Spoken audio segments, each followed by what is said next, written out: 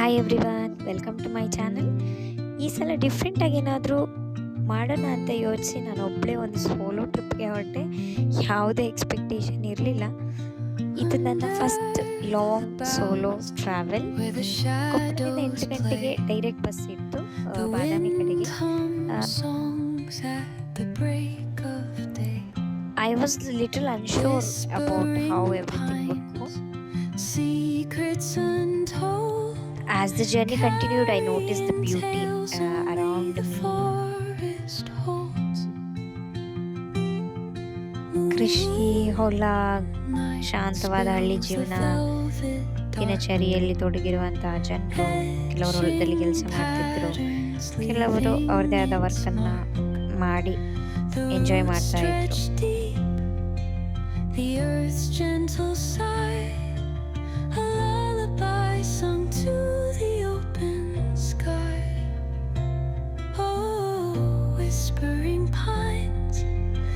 Travel ಮಾಡ್ತಾ ಇರುವಾಗ ಒಂದು ಸ್ಟಾಪ್ನಲ್ಲಿ ಅಸಾಧಾರಣ ದೃಶ್ಯವನ್ನು ಅಬ್ಸರ್ವ್ ಮಾಡಿದೆ.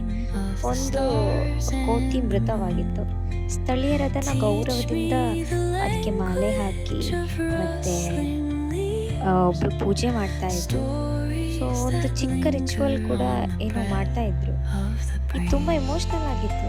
ಜನರು ಪ್ರಕೃತಿ ಮತ್ತು ಪ್ರಾಣಿಗಳೊಂದಿಗೆ ಹೇಗೆ ಸಂಪರ್ಕ ಹೊಂದಿರ್ತಾರೆ ಅಂತ ಈ ಒಂದು ಸೀನ್ ನನಗೆ ತೋರಿಸ್ಕೊಟ್ಟು.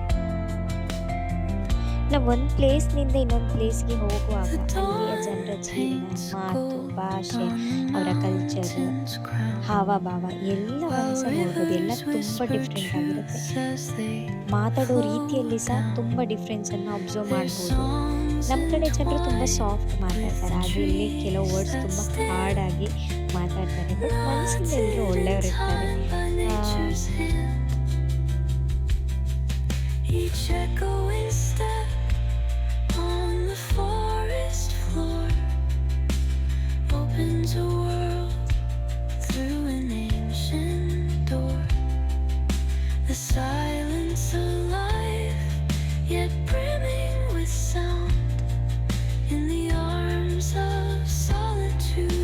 ಬಾದಾಮಿಯನ್ನು ಎಂಟರ್ ಮಾಡುವಾಗ ರಸ್ತೆಯಲ್ಲಿ ನೀವು ದೊಡ್ಡ ದೊಡ್ಡ ಮರಗಳನ್ನು ಕಾಣ್ಬೋದು. ನಾನು 11:30ಗೆ ರೀಚ್ ಆಗಿದ್ದೆ ಬಾದಾಮಿ ಬಸ್ ಸ್ಟ್ಯಾಂಡ್ಗೆ. ಫಸ್ಟ್ ಕ್ಯಾಬ್ ತೊಗೊಳ್ಳೋಣ ಅಂತ ಅಂದ್ಕೊಂಡೆ, ಬಟ್ ನಡ್ಕೊಂಡೆ ಹೋಗೋಣ ಅಂತ ಡಿಸೈಡ್ ಮಾಡಿಕೊಂಡು ಮ್ಯಾಪ್ನಲ್ಲಿ 1 ಕಿಲೋಮೀಟರ್ ಡಿಸ್ಟೆನ್ಸ್ ತೋರಿಸ್ತಾ ಇತ್ತು. ಸೊ ರೂಟ್ ಫಾಲೋ ಮಾಡ್ತಾ ನಡ್ಕೊಂಡು ಹೋದೆ. ಹಾಗೆ ಹೋಗ್ತಿದ್ದಾಗ ಬಾದಾಮಿ ಕೇವ್ಸ್ ಸಿಕ್ತು ನೋಡಿ. ಆ ಮೂಮೆಂಟ್ ತುಂಬ ಸ್ಪೆಷಲ್ ಆಗಿತ್ತು. ನನಗೆ ಆ್ಯಕ್ಚುಲಿ ಗೊತ್ತೇ ಇರಲಿಲ್ಲ ಪ್ಲೇಸ್ ಯಾವ ರೀತಿ ಹೋಗಬೇಕು ಅಂತ. ಬಟ್ ರೂಟ್ ಮ್ಯಾಪ್ಸಿಗೆ ಒಂದು ಥ್ಯಾಂಕ್ಸ್ ಹೇಳಬೇಕು. ಸೊ ಟಿಕೆಟ್ ತೊಗೊಳ್ಳೋದು ಸ್ವಲ್ಪ ಡಿಫಿಕಲ್ಟಿ ಆಯಿತು. ನನಗೆ 20 ರುಪೀಸು. ನನ್ನಲ್ಲಿ ಚೇಂಜ್ ಇರಲಿಲ್ಲ, 500 ರುಪೀಸ್ ಮಾತ್ರ ಇತ್ತು. ಸ್ಕ್ಯಾನ್ ಮಾಡಲಿಕ್ಕೆ ಆಪ್ಷನ್ ಇತ್ತು, ಬಟ್ ಅದು ಡೈರೆಕ್ಟ್ ವೆಬ್ಸೈಟಿಗೆ ಹೋಗಿ ಓಪನ್ ಆಗಿ ನಾವು ಅಲ್ಲಿ ಡೀಟೇಲ್ಸ್ ಫಿಲ್ ಮಾಡಬೇಕಾಗುತ್ತೆ. ಅದರ ಹೆಲ್ಪ್ ಮಾಡಿದರು. ಫೈನಲಿ ಟಿಕೆಟ್ ತೊಗೊಂಡೆ. ಒಂದು ಸ್ಮಾಲ್ ಟಿಪ್ ನಿಮಗೆ, ಇಲ್ಲಿ ಬರುವಾಗ ಕ್ಯಾಶ್ ಮತ್ತು ಚೇಂಜ್ ಕ್ಯಾರಿ ಮಾಡೋದು ಬೆಟರ್. ಟೋಟಲ್ 4 ಕೇವ್ಸನ್ನು ನೀವು ನೋಡ್ಬೋದು. ಲಕ್ಕಿಲಿ ಜಾಸ್ತಿ ಕ್ರೌಡ್ ಏನೂ ಇರಲಿಲ್ಲ. ಸೊ ತುಂಬ ಆರಾಮಾಗಿ ಎಲ್ಲ ಕೇವ್ಸನ್ನು ಎಕ್ಸ್ಪ್ಲೋರ್ ಮಾಡಿದೆ. ಸೊ ಇದು ಬಾದಾಮಿಯ ಮೊದಲ ಗುಹಾಲಯ. ಇದು ಶಿವನಿಗೆ ಸಮರ್ಪಿತವಾದ ಶೈವ ಗುಹಾಲಯ ಅಂತ ಹೇಳ್ತಾರೆ. ಕ್ರಿಸ್ತಶಕ 6ನೇ ಶತಮಾನದ ಮಧ್ಯಭಾಗಕ್ಕೆ ಸೇರಿದೆ ಅಂತ ಹೇಳಲಾಗ್ತದೆ. ಇಲ್ಲಿ ಶಿವಲಿಂಗ ಇರುವ ಗರ್ಭಗುಡಿ ಹಾಗೂ 8 ಕಂಬಗಳ ಸಭಾಮಂಟಪನ ನೀವು ನೋಡ್ಬೋದು. ಇದು ಬಾದಾಮಿಯ 2ನೇ ಗುಹಾಲಯ. ಇದು ವಿಷ್ಣುವಿಗೆ ಸಮರ್ಪಿತವಾಗಿದೆ. ಕ್ರಿಸ್ತಶಕ 6ನೇ ಶತಮಾನದಲ್ಲಿ ಉತ್ತರಾರ್ಧದಲ್ಲಿ ನಿರ್ಮಿಸಲಾಗಿದೆ ಅಂತ ಹೇಳಲಾಗ್ತದೆ. ಮುಂಭಾಗದಲ್ಲಿ 4 ಕಂಬಗಳು ಮತ್ತು ಒಳಗೆ 8 ಕಂಬಗಳ ಸಭಾಮಂಟಪ ಇದೆ. ಸೊ ಅಬ್ಸರ್ವ್ ಮಾಡ್ಬೋದು.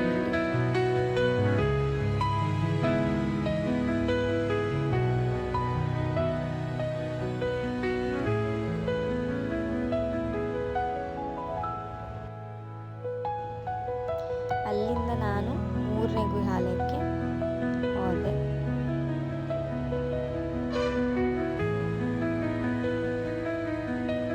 So you can see here. ಇದು 3ನೇ ಗುಹಾಲಯ. ಬಾದಾಮಿ ಅತಿ ದೊಡ್ಡ ಹಾಗೂ ಅತ್ಯಂತ ಭವ್ಯವಾದ ಗುಹಾಲಯ, ವಿಷ್ಣುವಿಗೆ ಸಮರ್ಪಿತ.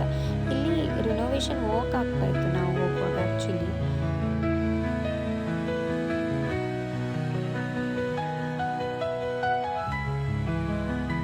ಇದು ಬಾದಾಮಿಯ 4ನೇ ಗುಹಾಲಯ. ಇದು ಜೈನ ಧರ್ಮಕ್ಕೆ ಸೇರಿದ ಗುಹಾಲಯವಾಗಿದ್ದು ಕ್ರಿಸ್ತಶಕ 7ನೇ ಶತಮಾನಕ್ಕೆ ಸೇರಿದೆ ಅಂತ ಹೇಳಲಾಗ್ತದೆ. ಇದು ಚಿಕ್ಕದಾಗಿದ್ದರೂ ಸರಳ ಮತ್ತು ಶಾಂತವಾದ ಗುಹಾಲಯ.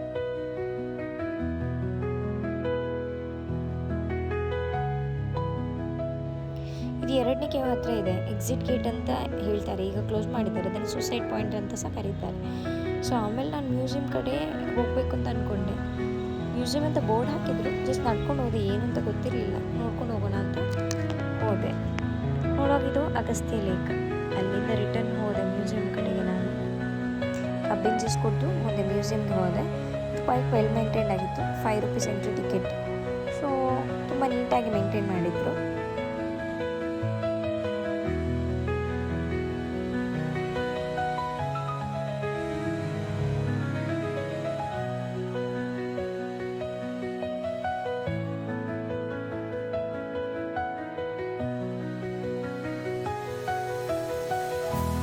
ಮ್ಯೂಸಿಯಂನ ಲೆಫ್ಟ್ ಕಡೆಗೆ ಹೋದರೆ ನಿಮಗೆ ಅಪ್ಪರ್ ಶಿವಾಲಯ, ಲೋವರ್ ಶಿವಾಲಯ ಮತ್ತು ಬೇರೆ ಬೇರೆ ಸ್ಪಾಟ್ಸನ್ನು ನೋಡ್ಬೋದು.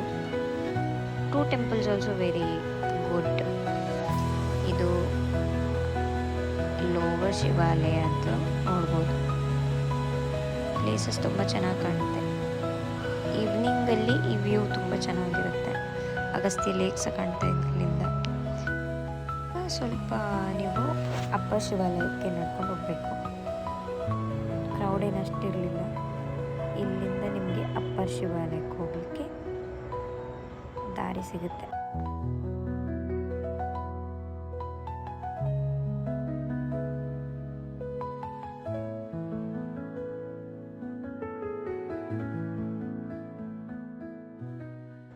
ಇದು ಅಪ್ಪರ್ ಶಿವಾಲಯ ಟೆಂಪಲ್.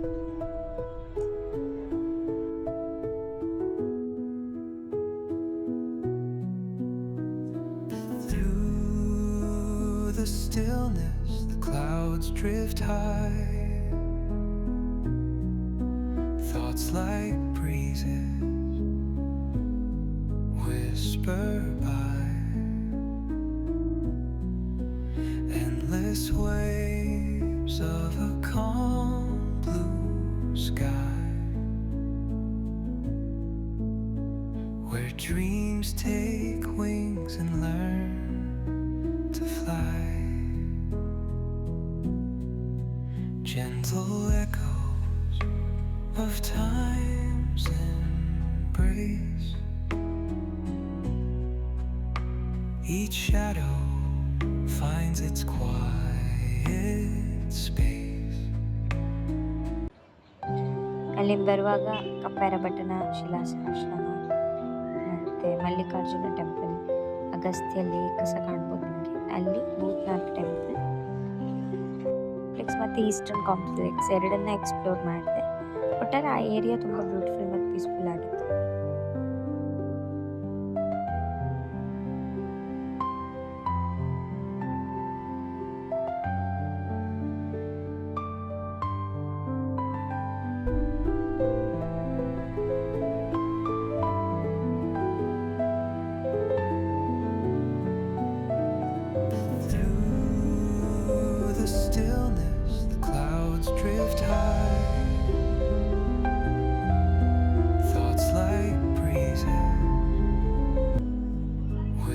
ಟೈಮ್ ಸ್ವಲ್ಪ ಕಡಿಮೆ ಇತ್ತು, ಆದರೂ ಬಾದಾಮಿ ತುಂಬ ಎಕ್ಸ್ಪ್ಲೋರ್ ಮಾಡ್ತಾ ಅನಿಸ್ತು. ಆಮೇಲೆ ಬನಶಂಕರಿ ಹೋಗಬೇಕು ಅಂತ ಅಂದ್ಕೊಂಡಿದ್ದೆ ನಾನು. ಬಟ್ ಬರುವಾಗ ನನಗೆ ಬನಶಂಕರಿ ಸ್ಟಾಪ್ ಇದೆ ಅಂತ ಗೊತ್ತಿಲ್ಲ. ನಾನೇನು ಇವಾಗ ಡೈರೆಕ್ಟಾಗಿ ಹೋಗಬೇಕು. ಆ್ಯಕ್ಚುಲಿ ಬಾದಾಮಿಗೆ ಡೈರೆಕ್ಟ್ ಟಿಕೆಟ್ ತೊಗೊಂಡ ಕಾರಣ ನಡುವಲ್ಲಿ ಇಳಿಸ್ಲಿಕ್ಕೆ ಆಗಲಿಲ್ಲ. ಸೊ ಇವಾಗ ನಾನು ಹೋಗ್ತಿರೋದು ಬಾದಾಮಿ ಬನಶಂಕರಿ ಕಡೆ.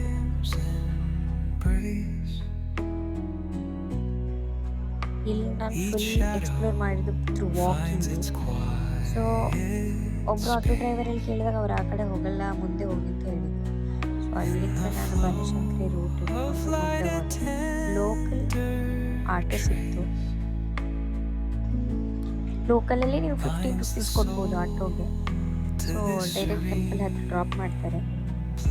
ಅಲ್ಲಿಂದ ಸ್ವಲ್ಪ ವಾಕ್ ಮಾಡ್ಕೊಂಡು ಮುಂದೆ ಹೋದರೆ ನಮ್ಮ ಟೆಂಪಲ್ ಸಿಗುತ್ತೆ. Like a river rolling free, in the silence you will see. ಇದು ಹರಿದ್ರ ತೀರ್ಥ. The harmony of you and me. Temple ಒಳಗೆ ಹೋಗಿ ಕ್ಯೂ ಸ್ವಲ್ಪ ಲಾಂಗ್ ಇತ್ತು. ಸುಮಾರು 10 ಮಿನಿಟ್ಸ್ ವೆಯ್ಟ್ ಮಾಡಿ ಫೈನಲಿ ದೇವಿ ದರ್ಶನ ಸಿಕ್ತು. Inside temple video and photograph permission ಇಲ್ಲ, ಹೊರಗೆ ಕ್ಯಾಪ್ಚರ್ ಮಾಡ್ಬೋದು. ಈ ಟೆಂಪಲ್ ಬಗ್ಗೆ ಹೇಳಬೇಕಾದ್ರೆ ಇದು ಬನಶಂಕರಿ ದೇವಿ ಪಾರ್ವತಿ ರೂಪಕ್ಕೆ ಸಮರ್ಪಿತವಾಗಿದೆ. ಭಕ್ತರು ನಂಬ್ತಾರೆ ಇಲ್ಲಿ ಬಂದು ಪೂಜೆ ಮಾಡಿದರೆ ಸಂಪತ್ತು, ಆರೋಗ್ಯ, ಕುಟುಂಬ ಸಮೃದ್ಧಿ ಇಚ್ಛೆಗಳೇನು ಪೂರ್ಣವಾಗುತ್ತೆ ಅಂತ. ಈ ದೇವಾಲಯ 7ನೇ ಶತಮಾನದಿಂದ ಪ್ರಮುಖ ತೀರ್ಥ ಸ್ಥಳವಾಗಿದೆ ಮತ್ತು ವಿಶೇಷವಾಗಿ ಅಮಾವಾಸ್ಯ ಟೈಮಲ್ಲಿ ಪೂಜೆ ನಡೀತದೆ. ವಾರ್ಷಿಕ ಜಾತ್ರೆ ಫೆಬ್ರವರಿ ಮಾರ್ಚಿನ ಸಮಯದಲ್ಲಿ ಸಾವಿರಾರು ಭಕ್ತರು ಇಲ್ಲಿಗೆ ಭೇಟಿ ಕೊಡ್ತಾರೆ ಅಂತ ಹೇಳ್ತಾರೆ. ಇದು ಐತಿಹಾಸಿಕ ಹಾಗೂ ಧಾರ್ಮಿಕ ಮಹತ್ವದ ಇದನ್ನು ಶಕ್ತಿಪೀಠ ಎಂದು ಕರೆಯಲಾಗ್ತದೆ. ಹರಿದ್ರ ತೀರ್ಥ ಬಾದಾಮಿ ಬಳಿಯ ಪ್ರಸಿದ್ಧವಾದ ತೀರ್ಥ ಸ್ಥಳ ಅಂತಲೇ ನಂಬಿಕೆ. ಶಕ್ತಿ ಮತ್ತು ಶುದ್ಧಿ ಕಾರ್ಯಗಳಿಗೆ ಈ ತೀರ್ಥವನ್ನು ಬಳಸ್ತಾರೆ. Nature hums her song, no quest. A lullaby. ಸ್ಥಳೀಯರಲ್ಲಿ ರೋಟಿ, ಚಟ್ನಿ, ಹಳ್ಳಿ ತಿನಿಸುಗಳನ್ನು ಮಾರಾಟ ಮಾಡ್ತಾರೆ. ಇಲ್ಲಿ ಭೇಟಿ ನೀಡಿದ್ರೆ ಧಾರ್ಮಿಕ ಅನುಭವದ ಜೊತೆಗೆ ಸ್ಥಳೀಯ ಸಂಸ್ಕೃತಿಯನ್ನು ಸಹ ನೀವು ನೋಡ್ಬೋದು. ಅಲ್ಲಿ ಒಂದು ಗ್ರ್ಯಾಂಡ್ ಮಾ ರೋಟಿ ಮಾಡ್ತಾ ಇದ್ರು. ಸೊ ನಾನು ಟೇಸ್ಟ್ ಮಾಡಿದೆ. ಇಟ್ಸ್ ವೆರಿ ಟೇಸ್ಟಿ, ಚೆನ್ನಾಗಿತ್ತು. ಸೊ ಫ್ರೆಂಡ್ಲಿಯಾಗಿ ಮಾತಾಡಿದ್ರು ಅವರು ಅಜ್ಜಿ. ನನಗೆ ಆ್ಯಕ್ಚುಲಿ ಬಸ್ಸಿಗೆ ರೂಟ್ ಗೊತ್ತಿರಲಿಲ್ಲ. ಅವರೇ ಹೇಳಿದರು, ಈಗೇನು ಬಸ್ ಸ್ಟ್ಯಾಂಡ್ಗೆ ಯಾಕೆ ಹೋಗ್ತೀವಿ, ಇಲ್ಲೇ ಸ್ವಲ್ಪ ವಾಕ್ ಮಾಡು, ನಿನಗೆ ಡೈರೆಕ್ಟಾಗಿ ಬಸ್ ಬರುತ್ತೆ ಅಲ್ಲಿಗೆ ಅಂತ. ಸೊ ಅವ್ರನ್ನ ನಾನು ಇಲ್ಲಿವರೆಗೆ ಬಿಟ್ಟರು. ಸೊ ಇಲ್ಲಿ ನಾನು ಬಸ್ಸಿಗೆ ಬಂದು ವೆಯ್ಟ್ ಮಾಡ್ತಿರುವಾಗ ಲೋಕಲ್ಸ್ ಕೆಲವೊಬ್ಬರು ಮಾತಾಡಿಸಿದ್ರು, ನಾವು ಕೊಪ್ಪಳಕ್ಕೆ ಹೋಗ್ತಿದ್ದೀವಿ ಅಂತ ಹೇಳಿದರು. So finally no expectation, just go with the flow because those moments becomes beautiful memories. Thanks for watching. See you in the next video. Bye bye.